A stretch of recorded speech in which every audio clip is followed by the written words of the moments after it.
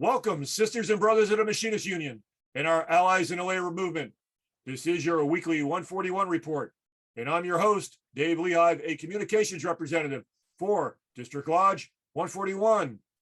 Our report topic this week brings you to San Antonio, Texas, as we speak with United Airlines Grievance Committee Chair of IM Local 2210. We will learn about this important line station and the work that's being done by machinist members.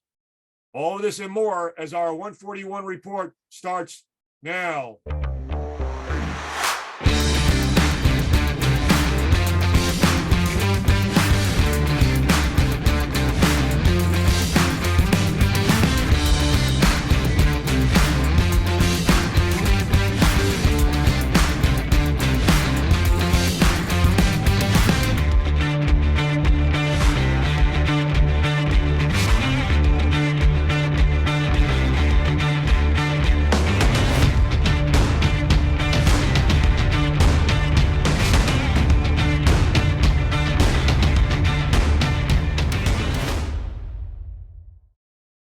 Good afternoon, Sister Jennifer. I appreciate you taking the time to come on the 141 report today. Welcome. Hi, Dave.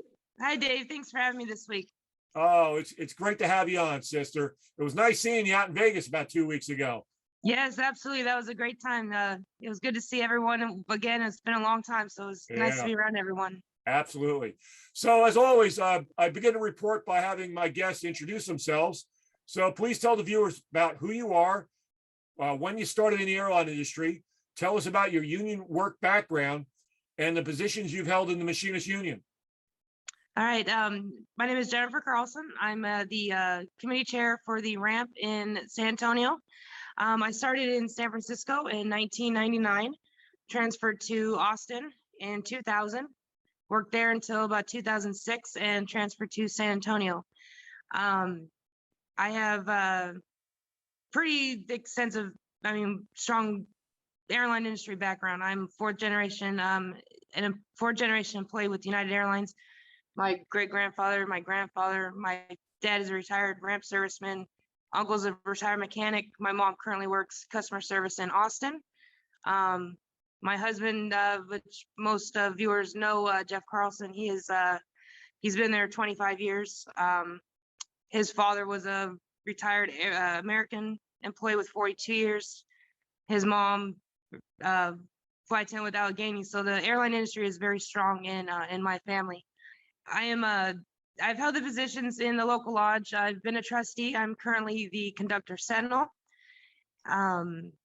Transferring to a line station has helped a lot as far as being the committee chair. I've worked every position, customer service, ticket counter, gates, ramp, operations, baggage service. So in a line station, being the committee chair helps a lot. We're a small group, so sometimes we have to help upstairs with issues or vice versa. John Fevier is the committee chair for customer service. He has also worked the ramp before the merger. So we are well versed in both CS and ramp, so we can work off each other, which helps a lot. Okay. So basically what I was going to go into, and you've already started talking a little bit about it, in San Antonio, it's, how big is the station, and by departments, what type of work do they do there, and how many members overall do you represent in San Antonio? In San Antonio, we have roughly around 100 employees total. On the ramp, we have about 49-50, and we're currently in the process of hiring a few more. Upstairs, they have pretty close to the same ratio. Okay, so upstairs work, you mean ticket counter work, gate area, right? You do any other specialty work at all in San Antonio at all? No, I pretty much handle the ramp. When John is on vacation, then I will fill in for him, and vice versa when I'm on the ramp. All right. So can you, since we're talking about stewards and your steward that's inside, how many stewards do you have in San Antonio? On the ramp, we have one. We each have one. Ana Garza is the ramp shop steward. She's also our local EAP rep. And upstairs is Pablo Garza. He assists John with the customer service side. All right. And how important are those stewards to you? Very important. I wish it's a lot of work, even though it's a small station, just the two of us really, it's a lot of work. I mean, we're constantly dealing with issues back and forth. And a lot of time, sometimes the CS will come to us or vice versa. So it stays pretty busy year Yeah, round. I can imagine. So I want to talk to you about 2020. I know it was a bad year for airline workers overall. How have the San Antonio members handled the COVID pandemic? I know that unfortunately you lost a few members that are down there. So could you give me some comment on it? How are the members holding up? We're holding up pretty good now. At the beginning, it was very rough. We had roughly between 25 and 27 flights a day. We went down to 3. Oh my God. So we had to, COVID took about, at one point, I would say close to half of our station was sick, and it took about half our station out at one point or another. We did lose one very good friend and coworker, Mary Lou Arnaldo, at the beginning to COVID. And that was really, really rough on our station to see that happen. Yeah, every station had its own horror stories, and my heart goes out to you and your members that are down there having to go through that difficult time. So, Thank you. So Jen, who do you work with in the district level when you have issues that arise? Who's your go-to AGC?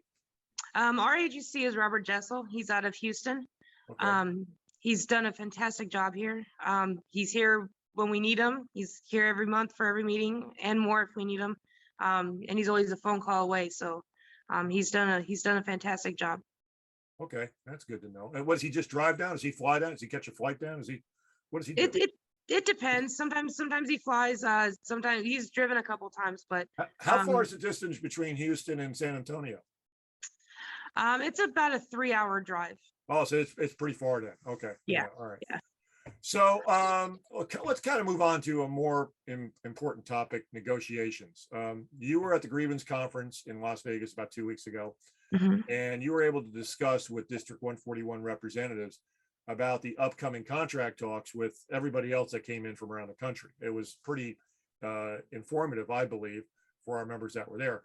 My question is, how motivated are San Antonio members in these upcoming talks that we're going to have with United Airlines? And why is this so important to them? They are motivated. They're very motivated. Back in, I want to say it was 2013, 2014, maybe. We were one of the 24 stations on the chopping block, if you want to call it that. Jeff and I went to Chicago and fought to keep our station open. So it was very heartbreaking and sad to see not all 24 we were able to be successful.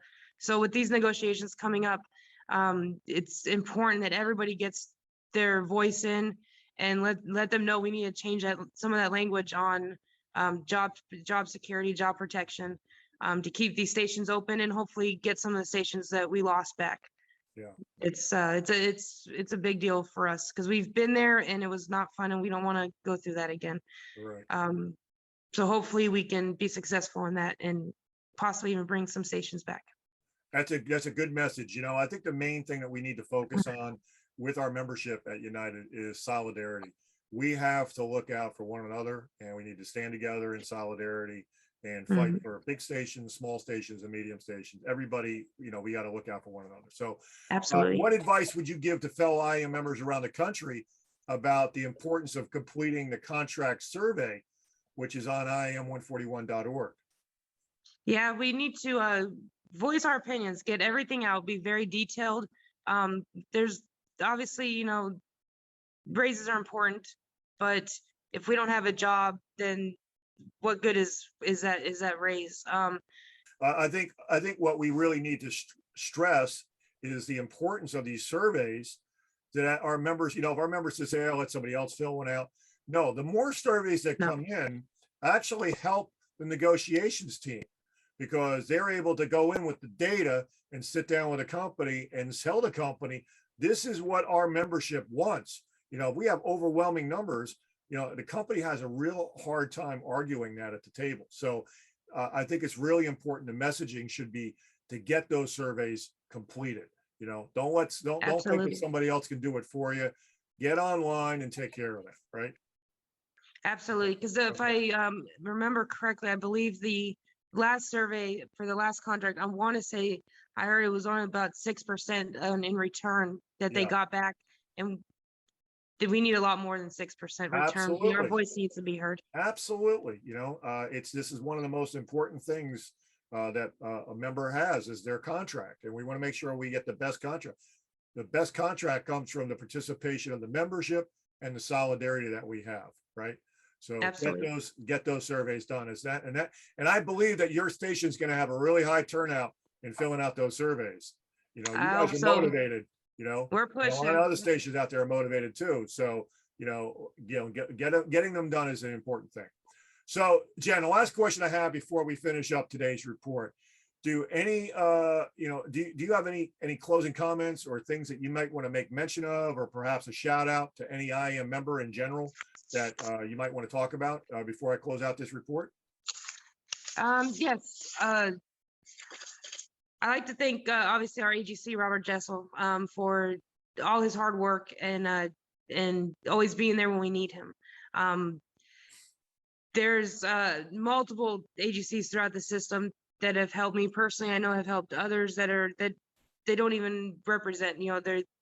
Like I've reached out to other AGCs that for information, for help, for guidance, and I know that it's a very hard job and it takes a lot of time from their families, and I appreciate all their hard work. So I like to thank everyone for over the years just helping us out tremendously. Okay. So, you were talking about your husband earlier, and he plays an integral part at the local lodge. What does he do at the local lodge level? He was at one, but he does not currently hold a officer position, but he has held multiple positions throughout the years.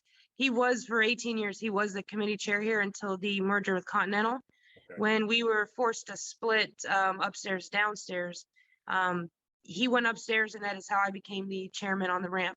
And at one point, Jeff has held positions of trustee, vice president, president, secretary, treasurer. Currently, he is the district educator for 141. Yeah. I was going to bring up. I know he does work for us. He does great work. As a matter of fact, I just got some information he was sending today. He was out in Tulsa. Yes, he's in Tulsa now, and he was and so he's concentrated a lot on that, getting out there to the different stations and doing a lot of shop steward training, because that's a big passion of his. Oh, and Education, getting these new shop stewards the training that they need, because a lot of them can't go to Whippensinger Center, so he tries to bring it to them to their home stations. Yeah, he does a great job with Mac McGovern. Well, this wraps up this week's 141 report. I want to thank you, Jennifer. I know you had a really busy day today, and we had to reschedule to get you to fit in. But thank you for coming on, informing the viewers about your membership in San Antonio. I truly appreciate the work that you're doing down there, and all the members that are down there doing the work in San Antonio. So thanks for coming on. Thank you very much for having me. I appreciate it. Have and to all our viewers, thank you for watching each week. We appreciate it when you share our content from our website and social media platforms and our podcast channel. Also, stop by and visit our friends at the laborradionetwork.org website. The 141 report is a proud member where you have access to over 130 labor radio podcast channels. There's always some good information about the working class online, where you can listen to any of these great channels. That's all for now. Everyone have a great weekend. Bye for now.